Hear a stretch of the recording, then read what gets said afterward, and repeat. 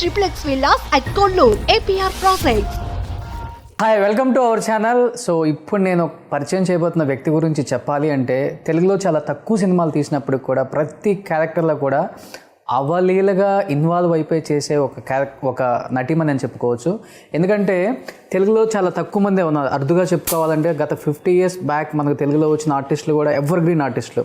ఎందుకంటే ఆ రోజు గోల్డెన్ డేస్ కాబట్టి వాళ్ళు చేసిన 10 సినిమాలైనా మనందరికి ఇప్పటికి గుర్తుంటాయి. 100 సినిమాలు చేసినా ఒకటే, 10 సినిమాలు చేసినా ఒకటే అన్న నటీమణులు కూడా ఉన్నారు మనకి. సో అలాంటి ఒక నటీమణి చెన్నైలో ఎక్కడున్నారో వెతుక్కుంటూ వచ్చి నాకైతే ఒక అర్ధగంట పట్టింది ఇల్లు ఎత్తుక్కోవడానికి. But I'm very happy to meet her. So ఇప్పటికే మీకు అర్థమై ఉంటుంది, is none other than great actor Satyapriya garu with me and exclusively interview Suman TV. Satyapriya garu నమస్కారం అండి. నమస్తే. ఎలా ఉన్నారు? సూపర్గా ఉన్నాను. ఇండస్ట్రీలో కొంతమంది చనిపోయిన వాళ్ళ గురించి గొప్పగా వాళ్ళతో మాకు ఏదో ఉందని చెప్పుకుంటున్నారు, కొంతమంది ఆర్టిస్టులు అంటున్నారు కదా. అలా మీరు చూసిన ఇంటర్వ్యూస్లో ఈ మధ్యకాలంలో ఏమైనా కనపడ్డాయా? అంటే పోయిన వాళ్ళతో మాకు అలా ఉంది ఇలా ఉంది కనిపించాయి, చాలా కనిపించాయి. జయలలిత గారు చనిపోయిన తర్వాత ఒక్కొక్కడును జయలలితతో చిన్నప్పుడు ఆడుకునేదాన్ని, గోళీలు ఆడుకునేదాన్ని, మేము బొమ్మలు పెట్టి ఆడుకునేవాళ్ళం, ఇలా అంతా మాట్లాడిన వాళ్ళని చాలా చూశాను నేను. ఓకే. నేను మాత్రం ప్లెయిన్గా చెప్తాను, జయలలిత గారిని నేను ఓన్లీ 2 times చూశాను. ఒకటి అజిత్ మ్యారేజ్కి వచ్చారు ఆవిడ, అప్పుడు దూరంగా చూశాను. సెకండ్ టైం ఎప్పుడు చూశానంటే నాకు కలైమామణి అవార్డు ఇచ్చారు ఆవిడ 2005లో. ఆ అవార్డ్ ఫంక్షన్లో she gave me the award. అప్పుడు ఒకసారి చూశాను అంతే. ఇంకొకటి ఆవిడికి నాకు సంబంధం ఉన్నది ఇంకో విషయం ఏంటంటే, ఆవిడకి పర్సనల్ మేకప్ మ్యాన్గా ఉండే గోపాల్ అనే ఆయన నాకు పర్సనల్ మేకప్గా ఉన్నారు నేను హీరోయిన్ అయిన తర్వాత. అంతే, అంతకు మించి నేను ఇంతకంటే అబద్ధాలు నేను కల్పించి చెప్పలేను. ఓకేనే. ఓకే. కానీ చాలామంది చాలా చెప్తుంటారు, అలా నేను చెప్పలేను. బట్ ఇండస్ట్రీలో ఏ హీరో అయినా ఏ హీరోయిన్ గురించి ఏం తెలియాలి అంటే వాళ్ళకన్నా వాళ్ళ వెనకుండే వాళ్ళు ఎక్కువ చెప్తారు అంటారు. లైక్ పర్సనల్ మేకప్ మ్యాన్ కావచ్చు, డ్రైవర్ కావచ్చు, అసిస్టెంట్లు కావచ్చు. ఎప్పుడన్నా జయలలిత గారి గురించి మీ మేకప్ మ్యాన్ వాళ్ళ మేకప్ మ్యాన్ షేర్ చేసుకున్నాడా? ఆవిడ మేకప్ మ్యానే నాకు మేకప్ మ్యాన్గా ఉండేవారు. ఆయన ఎప్పుడు చెప్తుండేవారు, అమ్మో అమ్మో అమ్మో అంటూ ఉండేవారు ఆయన. అమ్మో ఇలా ఉంటుంది, చెప్పైనా మనం అడుగుతుంటాం కదా. ఎవరికి కేర్ చేయదు ఆవిడ. ఆవిడ ఎప్పుడు బుక్ చూస్తూ ఉంటుంది, ఆయన అన్నీ అబ్జర్వ్ చేస్తూ ఉంటుంది. చదువుతూనే డాన్స్ మాస్టర్ మూమెంట్స్ చూపిస్తుంటే అబ్జర్వ్ చేసి వితౌట్ రిహార్సల్స్ చేసేవారంట ఆవిడ. అంత గ్రాస్పింగ్ పవర్ ఉండే artist. At the same time ఆవిడకి ఒకరి మీద కోపం వచ్చిందంటే వాళ్ళని మళ్ళీ ఇంక అసలు లైఫ్లో క్షమించదు అనేది అది తెలియజేశాడు ఆయన. ఆయనకే జరిగింది పాపం. ఏంటంటే ఇవన్నీ చెప్పొచ్చో లేదో నాకు తెలియదు. అంటే ఆ టైంలో ఎంజీఆర్ గారు అన్నీ ఆవిడ వెనకాల జాసూసుల్ని పెట్టేవారు అట్ట. నాకు తెలియదు ఇవన్నీ. ఆ టైంలో ఈ కోపాలన్నా కొన్ని విషయాలు ఈవిడ విషయాలు ఆయనకి చెప్పేవాడో ఏమో తెలీదు. ఆ కోపం మనసులో పెట్టుకుని ఆయన గేట్ దగ్గరికి వచ్చాడండి. ఈయన కొంచెం ఆవిడ సీఎం అయిన తర్వాత ఈయన వెళ్ళి చూద్దాం అనుకున్నాడంట. ఎవరు? మా makeup man Gopalanna. She didn't allow him inside, గేట్లోంచి పంపించేసిందంట. సో ఇలాంటివి కొన్ని తెలుసుకున్నాం అంతే తప్పించి ఇందులో నా తప్పు ఏమన్నా ఉందా అయ్యా? ఎప్పుడన్నా చెప్పారా శోభన్ బాబు అంటే జయలలిత గారు అసలు ఏంటి వాళ్ళిద్దరు ఫ్రెండ్షిప్ గురించి ఎప్పుడైనా చెప్పారా? ఫ్రెండ్స్ అని చెప్పారు. పాప ఉంది అనే చెప్పేదంతా అబద్ధం అని చెప్పాడు ఆయన. సో వాళ్ళిద్దరికి ఒక పాప ఉందని చెప్తున్నారు. అదే చెప్తున్నాను కదా, పాప ఉందని అందరు చెప్తారు కానీ అది అబద్ధం అని చెప్పాడు ఆయన. ఓకే. లవ్ అయితే ఉంది. They were living together. మీకు తెలిసినంత వరకు వాళ్ళిద్దరు సంబంధం అంటే ఏం చెప్తారు? మీరు చూశారు కాబట్టి ఇండస్ట్రీలో. నేను వాళ్ళ సంబంధం గురించి నాకేం తెలియదు, చూడలేదు. కానీ ఉండుంటే అది చాలా అందమైన అనుబంధం అని నాకు అనిపిస్తుంది. వర్క్ చేశారా శోభన్ బాబు గారితో మీరు? శోభన్ బాబు గారితో చేయలే. జయలలిత గారితో కూడా చేయలేదు.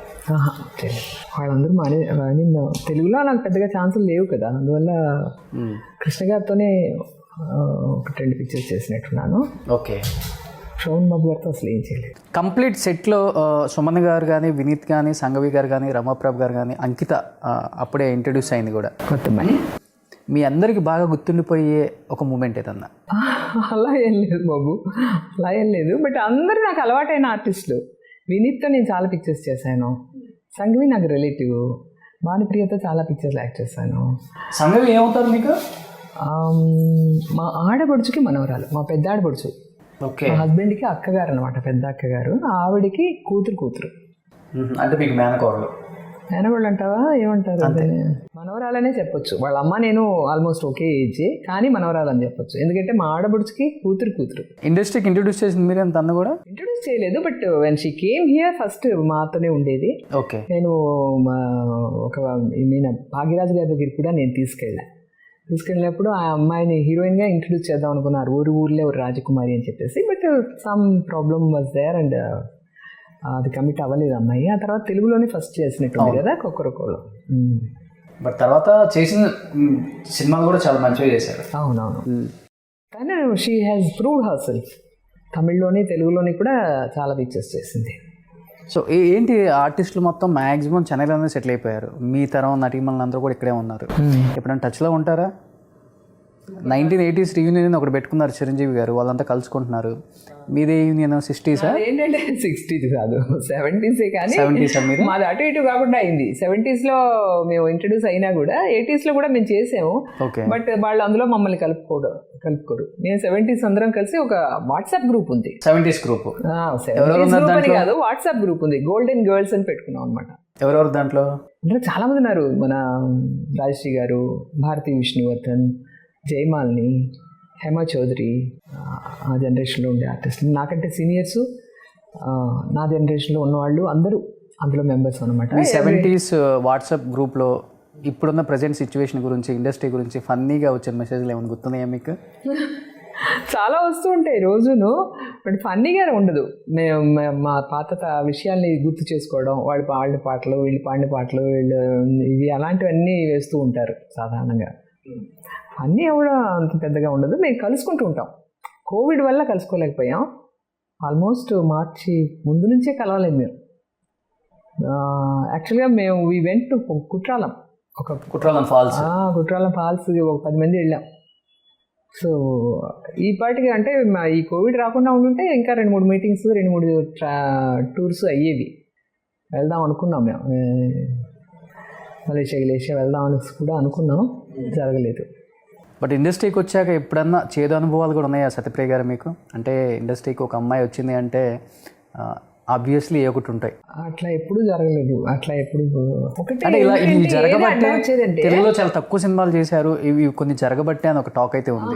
అది కాదు నేను అనుకునేది. ఏంటంటే నేను అది కారణం అనుకోను, కానీ నా చదువు కూడా అడ్డొచ్చేది అనుకుంటా. ఎడ్యుకేటెడ్ లేడీ గబుక్కుని అప్రోచ్ అవ్వగలిగేవారు కాదు. అది ఒక కారణం అయ్యుండొచ్చు. ఈరోజు కూడా అంటే ఆ టైంలో ఇంగ్లీష్ మాట్లాడడం అవన్నీ కూడా, ఇంగ్లీష్ మాట్లాడే హీరోయిన్లతో మాట్లాడేవారు కాదు కొంతమంది. ఆ టైప్లో కూడా ఉండేది. మీరు ఇంగ్లీష్ మాట్లాడతారా? అది కాదు, అంటే ఐ క్యాన్ టాక్. నో, మనకన్నా ఎడ్యుకేటెడ్ అవసరం మన సినిమాలను తీసేసారా? ఆ డిస్టెన్స్ మెయింటైన్ చేసేవారేమో కొంతమంది. ఓకే, అది ఒక కారణం అయ్యుండొచ్చు. ఐ డోంట్ నో ఎగ్జాక్ట్లీ, అది ఒక కారణం అయ్యుండొచ్చు. చాలా పెద్ద రీజన్ చెప్పారు దానికి. మీరు చాలా ఆచితూచి మాట్లాడుతున్నారు. అవునా? ఎక్కడ కాంట్రవర్సీ కాకూడదని. ఎక్కడ త్రాసు లేదు, ఏమీ లేదు. పోనీ మీరు ఎవరినైనా ఇబ్బంది పెట్టారా? మీరు ఒక పెద్ద హీరోని ఒక లెంకాయ కొట్టారని విన్నా నేను సెట్లో. ఎవరు చెప్పారు నీకు?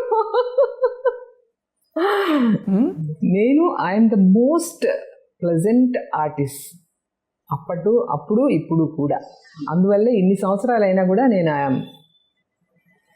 నా గ్రాఫ్ ఎప్పుడు పడిపోలేదు. ఏ క్యారెక్టర్ చేసినా ఏం చేసినా కూడా నేను అలాగా I'm known for my name and work.